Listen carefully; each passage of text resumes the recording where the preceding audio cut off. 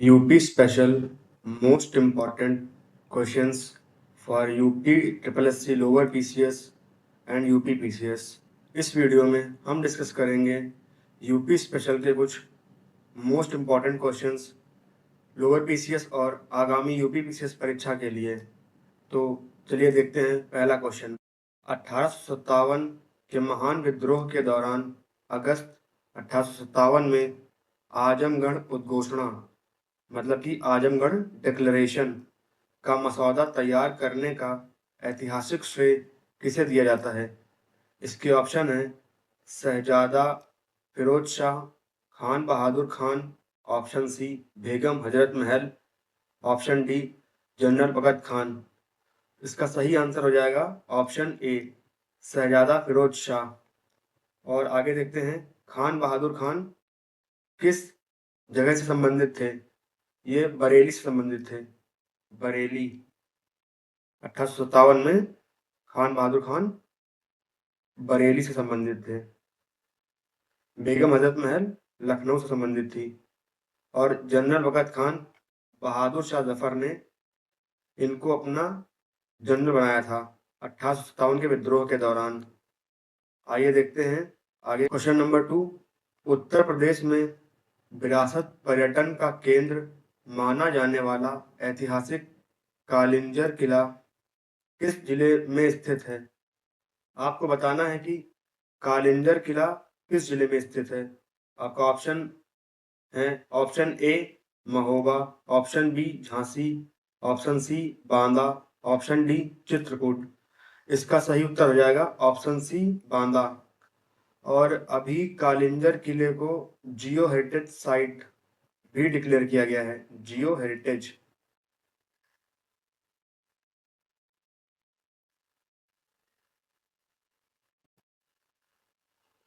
और कालिंजर किला वही है जहां पे शेरशाह सूरी की मृत्यु हुई थी। आइए बढ़ते हैं नेक्स्ट क्वेश्चन की तरफ। Question number 3।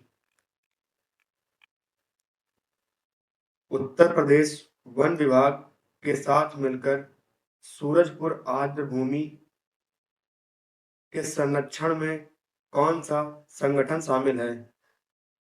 आपको बताना है कि सूरजपुर आर्द्र भूमि के संरक्षण में कौन सा संगठन शामिल है। आपके ऑप्शन है पहला option WWF World Wildlife Fund for Nature India, option B राष्ट्रीय जैव विविधता प्राधिकरण, ऑप्शन सी भारतीय वन्य जीव संस्थान, ऑप्शन डी भारतीय प्राणी सर्वेक्षण। तो इसका सही उत्तर हो जाएगा option a world Wildlife Fund for India. अब आपको बताना है कि WWF का सिंबल क्या है। इसका सिंबल है जायंट पांडा और इसकी स्थापना 1961 में हुई थी। 1961। आपको यहाँ पे बता दूं सूरजपुर आर्द्र भूमि जो है वो ग्रेटर नोएडा में स्थित है, ग्रेटर नोएडा में।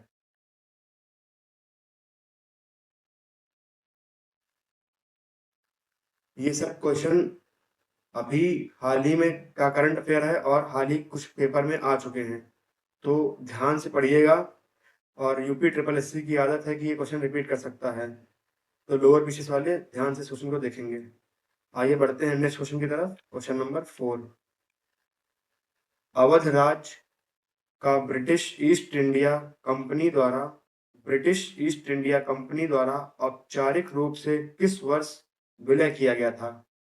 इस क्वेश्चन में आपको बताना है कि अवध राज्य का ब्रिटिश ईस्ट इंडिया कंपनी में कब विलय किया गया था। Option A 1856, option B 1858, option C 1803, option D 1857। तो इसका सही उत्तर हो जाएगा ऑप्शन ए 1856। इसे ब्रिटिश ईस्ट इंडिया कंपनी ने मिस गवर्नेंस के नाम पर विलय किया था और इसका आउटरम रिपोर्ट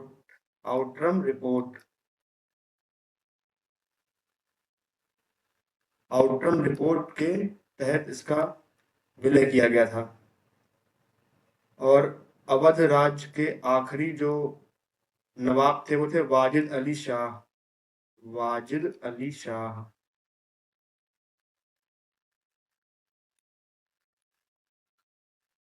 तो ये सब छोटी छोटी चीजें हैं लेकिन बहुत ही इंपॉर्टेंट हैं, तो इनको याद रखिएगा।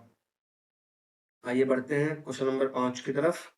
उत्तर प्रदेश में परिचालक भारत की पहली क्षेत्रीय तीव्र परागमन प्रणाली RRTS rapid rail transport system परियोजना का नाम क्या है?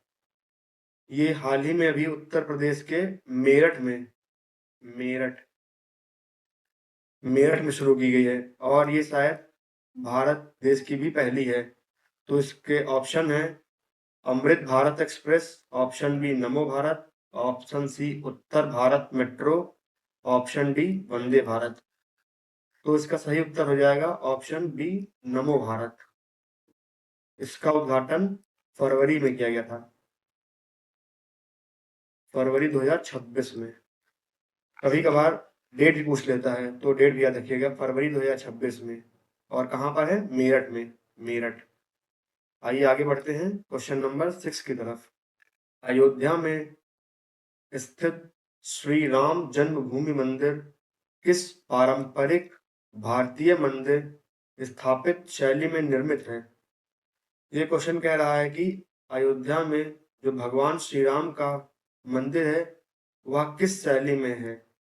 ऑप्शन ए द्रविड़ शैली, ऑप्शन बी कालिंग शैली, ऑप्शन सी वेसर शैली, ऑप्शन डी नागर शैली। तो इसका सही उत्तर हो जाएगा ऑप्शन डी नागर शैली। आपको एक ट्रिक बताता हूँ, ट्रिक।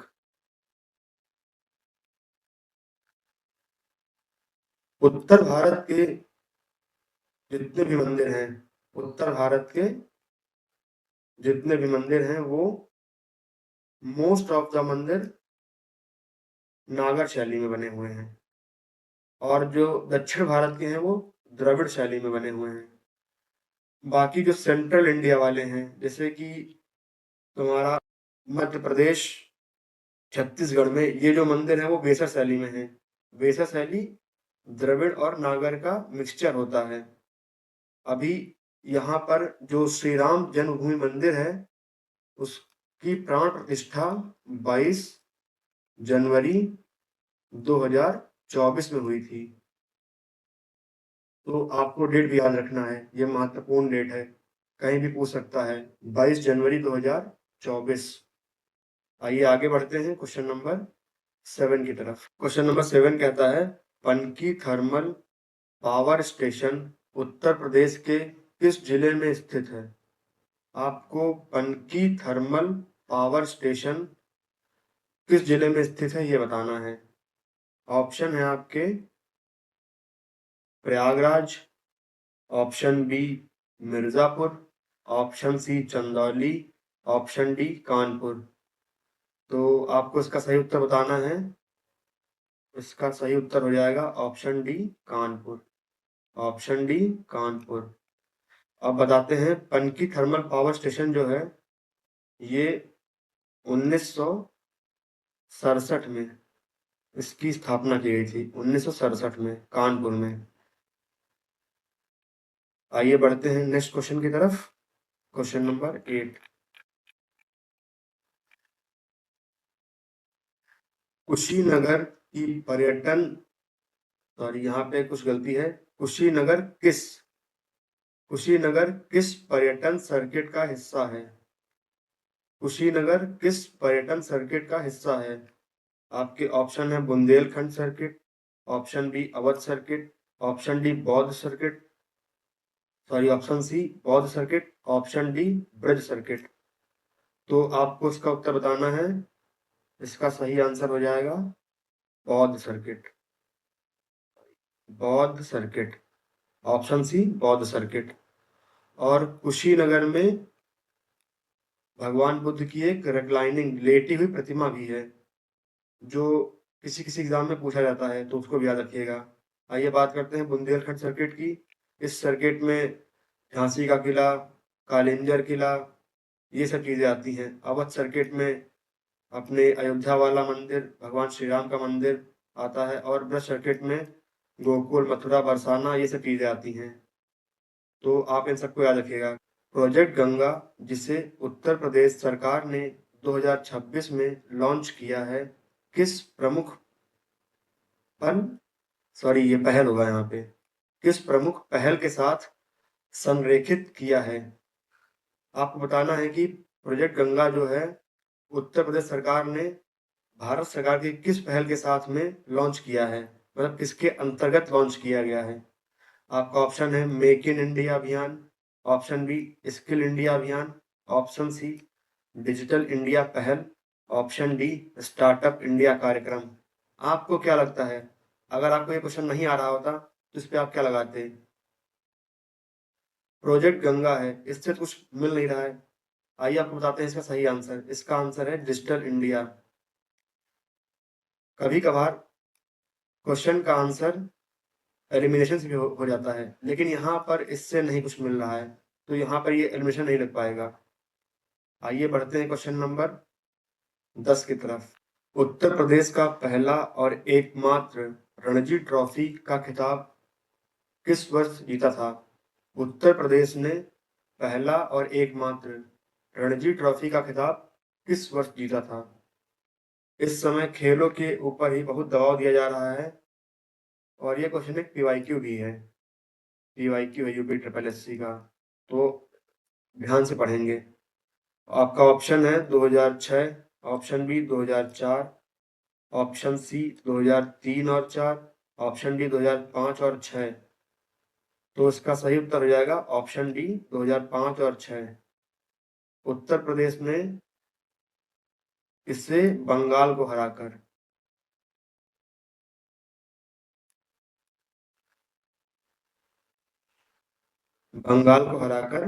जीता था।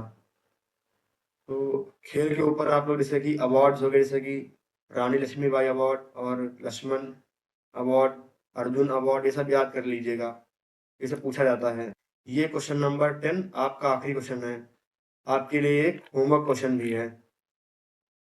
ये क्वेश्चन कह रहा है उत्तर प्रदेश में स्थित माटा टीला बांध, उत्तर प्रदेश में स्थित माटा टीला बांध निम्नलिखित में से किस नदी पर बना है?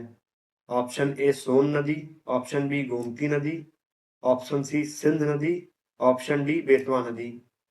तो आपको इसका उत्तर बताना है कमेंट करके, कमेंट। तो इस वीडियो में इतना ही। देखिए मैंने इतने कम समय में आपके 10 से 12 क्वेश्चन तैयार करवा दिए हैं।